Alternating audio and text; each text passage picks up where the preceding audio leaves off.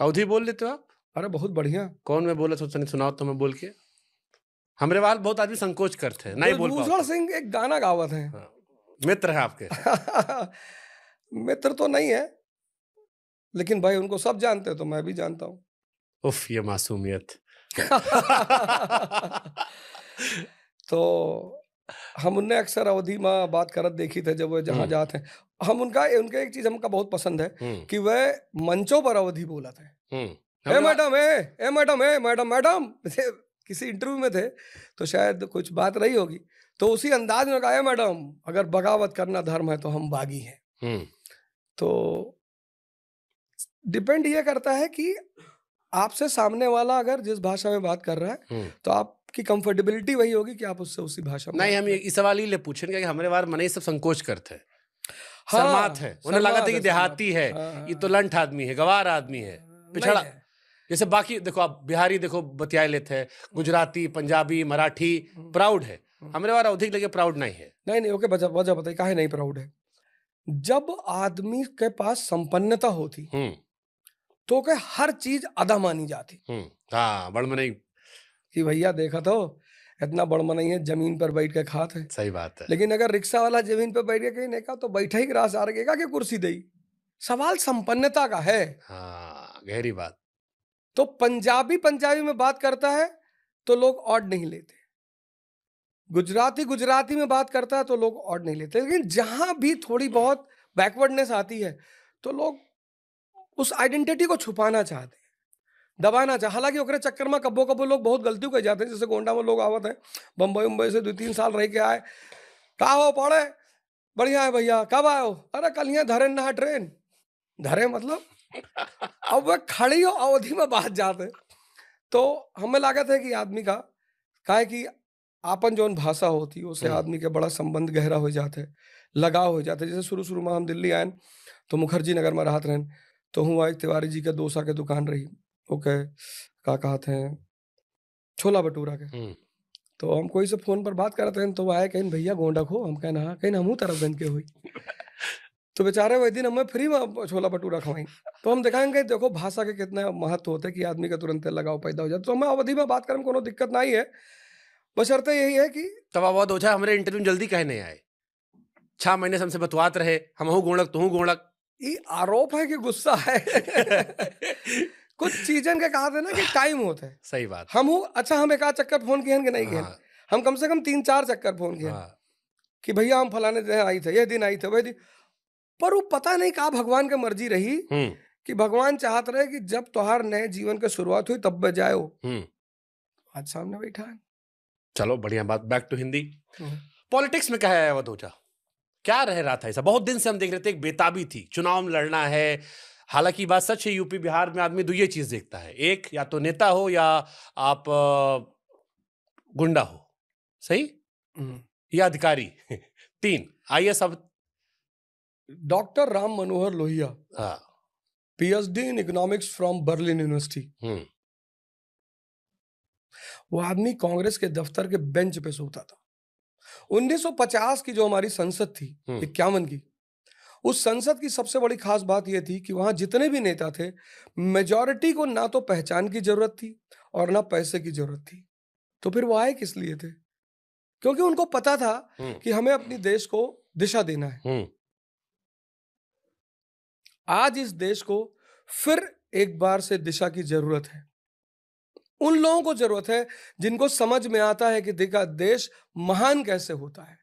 जैसे हम बहुत लोगों से नाराज नेता, एक बार एक नेताजी हमें फोन की, कहूँ बैठा रहा कहीं, अवध भैया, हम कहीं कहा कहीं गैंगटॉक कहाँ है? प्रदेश के कैबिनेट मंत्री पूछा था गैंगटॉक कहाँ है? हम थोड़ा सा तफरी में रहे, हम कहें ब्राजील के नीचे वही रहे, हम कहें हाँ हाँ। फिर रात में फोन की, 10-15 फोन की, हम नहीं उठाए, फिर सुबह उठाए, कहीं बदतमीजी क्यों ना हमारे साथ है। अरे हम कहें, हम ही बात पर हंसी आवत रही कि आप कैबिनेट स्तर के मंत्री हो। हम पढ़े हैं कि जापान कैसे महान बना। 1853 में जो देश गुलाम हुआ वो 1910 में वर्ल्ड पावर बन गया, क्योंकि उसको समझ में आता था E=E का फॉर्मूला।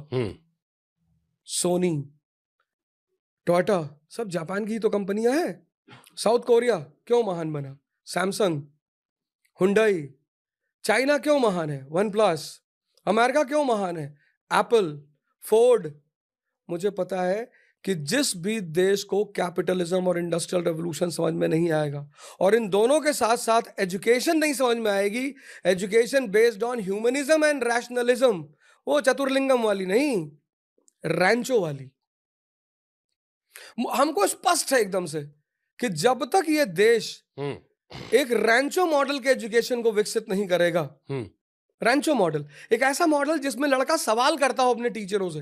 हमारे यहाँ मैं 1,000 के लड़कों को पढ़ाता था, 1,000 के लड़कों का बैच होता था आईएएस का, और आईआईटी और पता नहीं कहाँ कहाँ से लड़के होते थे, और 2.5 घंटे की क्लास बीत जाती थी, कोई सवाल ही नहीं करता था। कोई सवाल, एक लड़का हाथ नहीं उठाता था कि मुझसे सवाल कर ले। इसका मतलब क्यूरियोसिटी मरी हुई है। सवाल दुश्मनी में तो कोई थोड़ी करता है। मैंने कितने लड़कों से पूछा कि बताओ भारत देश क्यों बना, रेयरिटी ऑफ रेयर में कोई जवाब दे पाया कि यार भारत देश क्यों बना। तो जिस तरह से 1951 के देश का दौर था कि जब एक बहुत महान व्यक्तित्व देश की राजनीति से जुड़े, लोहिया साहब जुड़े, अंबेडकर साहब जुड़े, डॉक्टर राजेंद्र प्रसाद जुड़े, लाल बहादुर शास्त्री जुड़े, नेहरू जी थे ही, और ये देश महानता की तरफ अग्रसर हुआ। अब दोबारा इस देश को अगर फिर से उस महानता की पटरी पर लाना है, तो हमारे जैसे बहुत सारे लोगों को, मैं इस मंच से इस देश के महान शिक्षकों को, डॉक्टरों को, इंजीनियरों को अपील करूंगा कि इस देश की जनता बहुत प्यारी है, आप बाहर निकलिए और आप कोशिश करिए कि आप इस देश की राजनीतिक धारा से जुड़े, और कोशिश करें आप हमारी पार्टी से ही जुड़े, तभी जाके इस देश का उद्धार होगा। अब देखिए, तो बहुत एकदम वेल, ऐसा लगता है कि वेल टाइप्ड आंसर था, not in style of Awadh Ojha sir. ये ऐसा था कि एक बड़े ही सुनियोजित तरीके से लिखा गया भाषण, जिसमें मुझे आखिरी में ताली बजाने का मन किया। लेकिन फिर मुझे, आप जब अपनी स्मृतियों पे जोर डालता हूं, तो मुझे इतिहास में आ रहा था कि अवध जी ने कहा था कि बढ़िया हुआ गुरु हम आईएएस नहीं बने, नहीं तो लूट खाए होते। हाँ हाँ, बिल्कुल एकदम सही बात है। अब सवाल हमको आता, आईएएस नहीं बने, आईएएस जिसको सलूट मारता है वो नेता बनने वाले हैं, जीत गए तो उसका मंत्रियों बन जाए, तो फिर हाँ। वो बात इधर बात, दोनों बड़ा विरोधाभास। ना, बिल्कुल विरोधाभास नहीं है। मैंने जो शो शुरू किया, फोर्थ लॉ, 3 तो न्यूटन दई करा, फिर चौथा वो भुलाई करा, तो हमसे कई से एक दिन सपना मावत भाई बताए दियो, तुम कन बताए दे। तो चौथा नियम क्या है? T = T + T। तमन्ना = त्याग प्लस तपस्या। 1 साल हो गया गीता पढ़ाते हुए, 58-59 एपिसोड हो गए हैं। ये तपस्या और तमन्ना अलग है। हाँ हाँ हाँ हाँ, वो अलग अलग है। तमन्ना = त्याग प्लस तपस्या।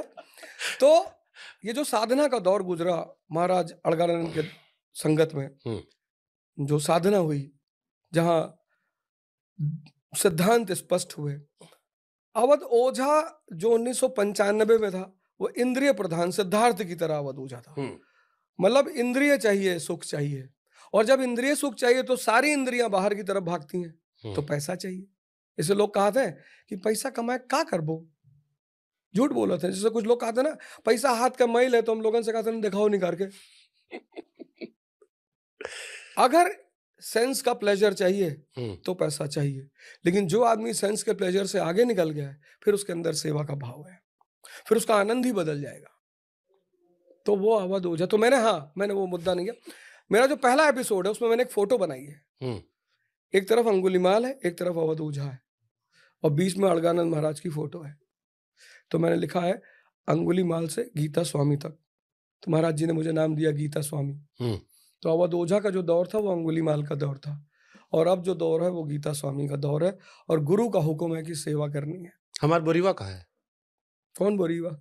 पैसा वाली बोरीवा। हम लोग सोशल मीडिया बहुत लिख रहे हैं, आम आदमी पार्टी पॉडकास्ट कराने बहुत मोटा मोटा पैसा दे रही है।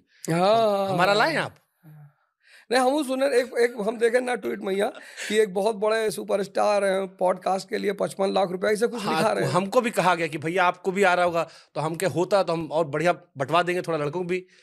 हाँ भाई, 55 लाख वायरल रुपया करवा करावा होई ना, ये सब बात कैमरा पर नहीं कीन जाता है। लेकिन सर फिर वही सवाल है, क्योंकि देखो मैं आपको जब सुनता हूं, आपको जो मैंने पहले सुना, बड़ा थॉट प्रोसेस भी क्लियर है आपका। आप कहते हो इट्स अबाउट पावर। पानी वाले सांप को दुनिया नचाती है, कोबरा वाले सांप को कोई नहीं नचाता। करेक्ट। और मुझे बड़ा क्लैरिटी दिखती थॉट में। फिर पॉलिटिक्स में वो क्लैरिटी नहीं दिखती। जब आप पॉलिटिक्स में आए हो तो थोड़ा सा एक विरोधाभास दिखता है मुझे, चाहे वो पॉलिटिकल पार्टी ज्वाइन करने को लेकर हो, उसके बाद आपका अप्रोच हो, वो बाकी सब पॉलिटिशियन की तरह है। उसके पहले वाला अवध ओझा जो है वो बड़ा रेबेलियन अवध ओझा है। बिल्कुल। मैंने कहा ना कि महात्मा गांधी जब अफ्रीका पहुंचे, साउथ अफ्रीका पहुंचे, तो उससे पहले के जो महात्मा गांधी हैं वो एक कंफ्यूज्ड महात्मा गांधी हैं, परेशान महात्मा गांधी हैं। लेकिन जब टॉलस्टॉय आश्रम बनाते हैं वो अफ्रीका में, उनका पूरा किरदार ही बदल जाता है। व्यक्ति का जब किरदार बदलेगा, मैंने एक एग्जाम्पल इतना बढ़िया दिया, पता नहीं लोग क्यों परेशान है। मैंने कहा कि डॉन का अमिताभ बच्चन और नमक हलाल के अमिताभ बच्चन में फर्क है। एक सेवक है, एक डॉन है। अब इस देश में डेमोक्रेसी है, कभी कभी बड़े बड़े उद्देश्यों के लिए बहुत बड़ी बड़ी कुर्बानियां भी देनी पड़ती है। टीचर जो होता है, शिक्षक, हमारे एक टीचर थे, मुझे याद है बहुत अच्छी तरह, लखनऊ यूनिवर्सिटी में, वो नागपाल सर, वो जिस क्लास में जाते थे तो लड़कों से कह देते थे कि देखो नकल तो ना करे देव, चाहे जेके लड़का हो। शिक्षक अपनी क्लास का राजा है, शिक्षक का किरदार अलग है। अगर वो विनम्र होगा तब वो लड़कों को नहीं पढ़ा पाएगा। माँ अगर विनम्र होगी तो बच्चों को नहीं पाल पाएगी। अक्सर लड़के माँ से ही पीटे जाते हैं। अब माँ करुणा का भी सूचक है और विनम्रता भी उसके अंदर, मतलब करुणा भी है और कठोरता भी है, दोनों है। कुछ पद दुनिया में ऐसे हैं जहां पर कठोरता जायज है, ऐसे शिक्षक का पद है जहां कठोरता जायज है। अगर शिक्षक क्लास में कहेगा बेटा प्लीज बेटा शोर मत करना बेटा, तब वो नहीं क्लास चला। तो ऐसे नेता में मौका-टेरियन होना जरूरी है? नहीं, कोई जरूरी नहीं है, बिल्कुल जरूरी नहीं है। हमारा एक स्टेटमेंट था जो शायद मैंने पटना में दिया था। हाँ बिल्कुल दिया। साहब बीबी गैंगस्टर, साहब बीबी और वेज गैंगस्टर, है नॉन वेज है? नहीं जी, हाँ मौका-टेरियन है। मौका-टेरियन है। तो मौका-टेरियन का मतलब क्या है? मौका-टेरियन है? हाँ ऑब्वियस सी बात है, मानी सी बातें हैं, काहे नहीं होंगे, कौन नहीं है। आज की डेट में जितने लोग भाजपा में हैं वो पूर्व कांग्रेसी हैं। मतलब सिंधिया परिवार जो है, सिंधिया साहब है ना, कितने बड़े कांग्रेसी, उनके पिता कांग्रेसी, वो कांग्रेसी, इतने बड़े बड़े राजनेता, उन्होंने अपने आप को बदला कि नहीं बदल दिया। फिर कौन?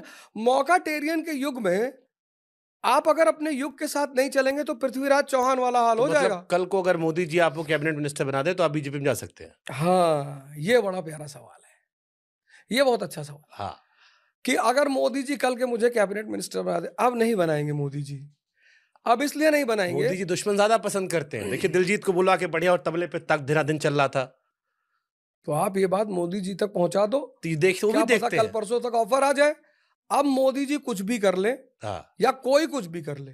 क्योंकि जब मुझे मंच की तलाश थी, जब मैं लोगों का अप्रोच कर रहा था, तब किसी ने मुझे पूछा नहीं, जवाब नहीं दिया। मुझसे कहा ठीक है प्रयागराज की सीट आपको दे देंगे, फिर कहा कैसरगंज से लड़ाएंगे आपको, कहा ना। उन सारी परिस्थितियों में जब अरविंद केजरीवाल जी ने मुझे बुलाया, बात किया, इतना सम्मान दिया, इज्जत दिया, हर चीज के नियम है, वसूल है। अब वो चीज संभव ही नहीं है। वो मुझे कैबिनेट मिनिस्टर नहीं, अगर नरेंद्र मोदी जी कल मुझे कह दें कि यार मैं पद छोड़ रहा हूं, तुम प्राइम मिनिस्टर की शपथ ले लो, आओ, मेरा वैसे भी थोड़ा ज्यादा, अरे ज्यादा की बात ही नहीं है। अगर मुझसे कह दे कि मैं प्रधानमंत्री का पद दे रहा हूं, तब भी नहीं जाएंगे। तब कैसे मौका-टेरियन आप हुए? फिर तो मौका-टेरियन के नाम पे कलंक हो गया कि आपको प्रधानमंत्री बना रहे थे, आप छोड़ रहे हो। एक टर्म है अपवाद, है ना, हर जगह लागू होता है।